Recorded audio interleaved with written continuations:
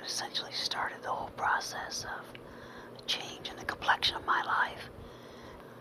Well, first is obviously the shock factor that comes in place, and you start grasping at everything you can to console you, and that's turning to your friends first off, is, see if they can give you support. So Chris approached me, and Chris and I have a 20-some year history of a business and social relationship. And what's surprising is that business relationship had separated for a long period of time, and we had really been at odds with each other. And I could say for some period of time, Chris and I didn't communicate in any shape or form. So it's more remarkable that he would take the initiative to ask me to participate in the ET.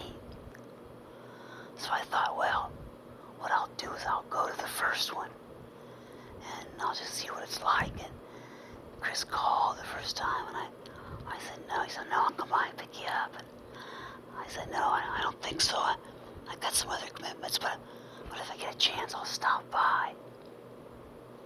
Gotta stop again.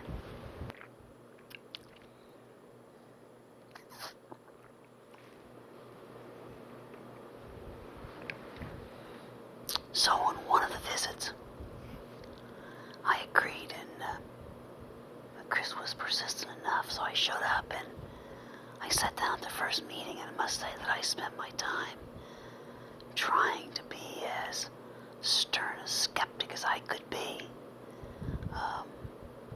finding fault in my mind with everything that was said, looking at the shortcomings of every statement, trying to convince myself that my assessment was correct. This really provides me of no value. Well, it became, it turned into a strange event every time Chris invited me for the subsequent weeks, because I tended to less spend my time trying to be a skeptic than to be more of an observer and to take in more. And then slowly I began to look forward to each week because I liked the camaraderie. And then I began to anticipate and admire the peace with which these guys had captured their lives with Christ and their family. And soon I found myself wanting to be part of that.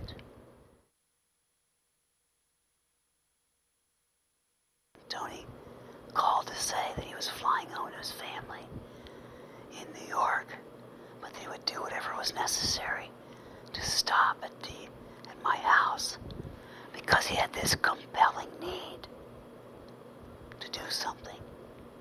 So I arranged to meet him at the airport here in St. Louis, and you could sense the anticipation and almost agony on his face until we sat down quietly.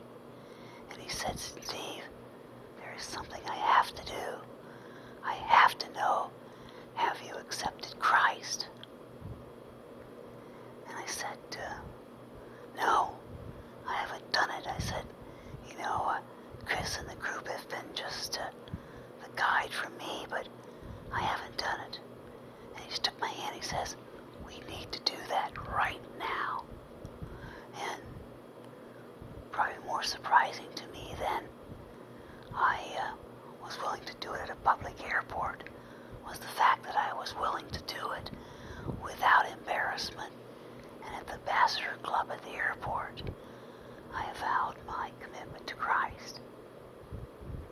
The willingness of someone with strong Christian beliefs, in this case Chris and Tony Maffei, to step forward and potentially embarrass themselves, or to potentially change a relationship.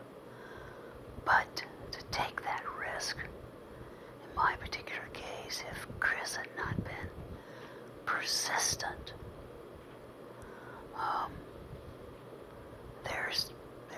nothing that would suggest that there would have been any other source for me of the push that I needed to make that last commitment.